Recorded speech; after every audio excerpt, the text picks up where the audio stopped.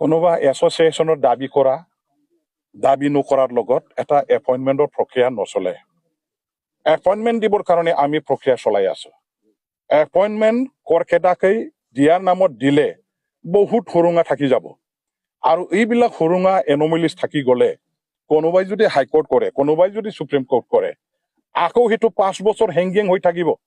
5 বছৰ কৰ্টত যদি হেংগিং হৈ থাকে, তেতিয়া 984টা স্কুলত এপইণ্টমেণ্ট হ'ব লগা, মাষ্টাৰ পাব লগা, সেইখিনি ৰাস্তা বন্ধ হ'ব। গতিকে এপইণ্টমেণ্টটো দিয়াৰ নামত আমি হুৰমূৰকৈ জাহা তাহা দিব বিচৰা নাই।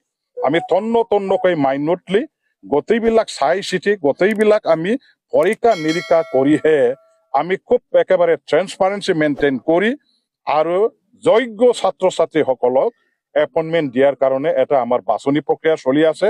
সেই বাছনি প্ৰক্ৰিয়া এতিয়াও চলি আছে, এতিয়ালৈকে শেষ হোৱা নাই আৰু শেষ নোহোৱালৈকে আধৰুৱা কাম কৰি পেলাই আধৰুৱাকেই এইবিলাক আমি এপইণ্টমেণ্ট দিয়াৰ পক্ষপাতি নহয়। গতিকে আমাৰ কথা হ'ল যে আমি এপইণ্টমেণ্ট দিবৰ কাৰণে বদ্ধপৰিকৰ।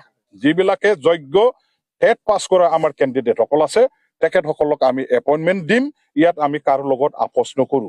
আমি এপইণ্টমেণ্ট দিয়াৰ কাৰণে সাজু, কিন্তু এপইণ্টমেণ্টটো চিধা চিধিকে দিলে নহ'ব।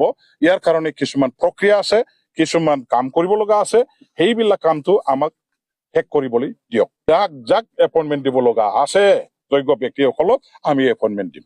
হয় ছাৰ বাইদেউসকল, এয়া নিশ্চয় BTRত শিক্ষক নিযুক্তি সন্দৰ্ভত এটি বৃহৎ সুখবৰ দিছে যে অতি শীঘ্ৰে BTRত শিক্ষক নিযুক্তি সম্পূৰ্ণ হ'ব। গতিকে ছাৰ বাইদেউসকল লগৰ বন্ধুবৰ্গক এই ভিডিঅ'টো শ্বেয়াৰ কৰি আজিৰেই সুখবৰটো জনাই দিব আৰু নতুনকৈ অহা ছাৰ বাইদেউসকলে অনুগ্ৰহ কৰি আমাৰ এই চেনেলটো ছাবস্ক্ৰাইব কৰি ল'ব। ধন্যবাদ। জয় আই অসম।